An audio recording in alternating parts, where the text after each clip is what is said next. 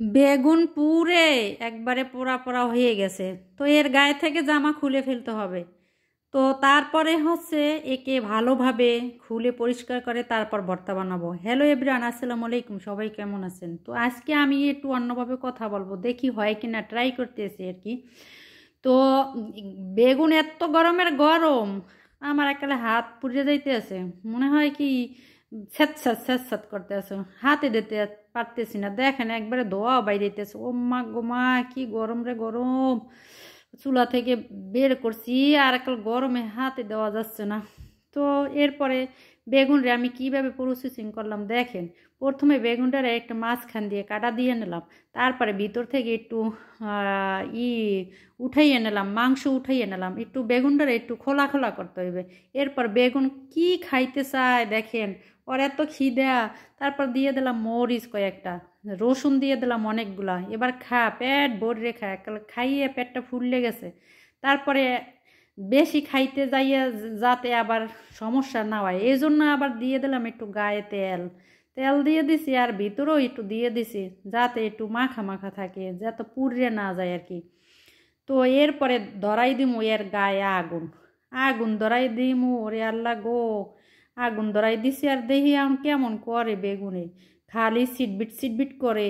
যেহেতু তেল গায়ে দেওয়া না, তাহলে আগুনে মনে করেন কেমন করতে আছে। ও মা গো, আমারই তো বয়লা করতে আছে। আমার দিকে মনে হয় বেগুন এককালে চাইয়ে রয়েছে, আর আমারে মনে হয় কি খাইতে চায়। বাবা, আমার কি দোষ? থাক, আমার কোনো দোষ নাই। তোর আজগো এই শাস্তি, তোর আজগো এই কষ্ট দিলাম, এই জন্য তোরা একটু আগে নই পোড়া দিছি।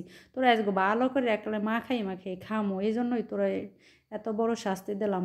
যাই যাই হোক, এরপরে দেখেন বেগুন একবারে পুরা তামা তামা করে হেলাইছি। তারপরে বেগুনের জামা টামা খুললে এরপরে বেগুনের খামো ইচ্ছা মতো একবারে।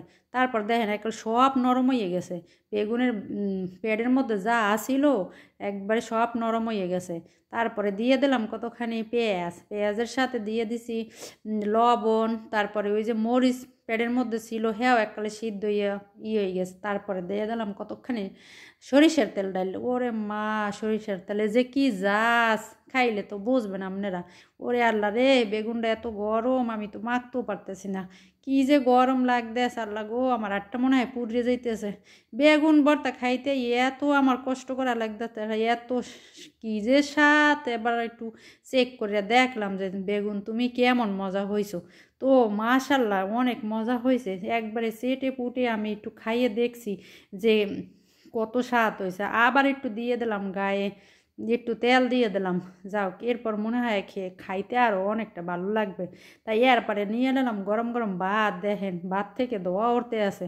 ও আল্লাহ রে, বেগুন ভর্তা যে এত মজা, পোড়া বেগুনের যে এত স্বাদ, তার আগে জানতাম না।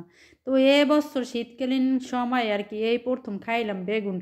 ওরে স্বাদ রে, স্বাদে মনে হয় আমার একবারে মুখ টুক ভরে গেছে। আর কি যে একটা পোড়া পোড়া গন্ধ, কত সুন্দর লাগতেছে বলে বোঝাতে পারবো না। তো আজকের মতো ভিডিও, ভালো থাকবেন, আল্লাহ।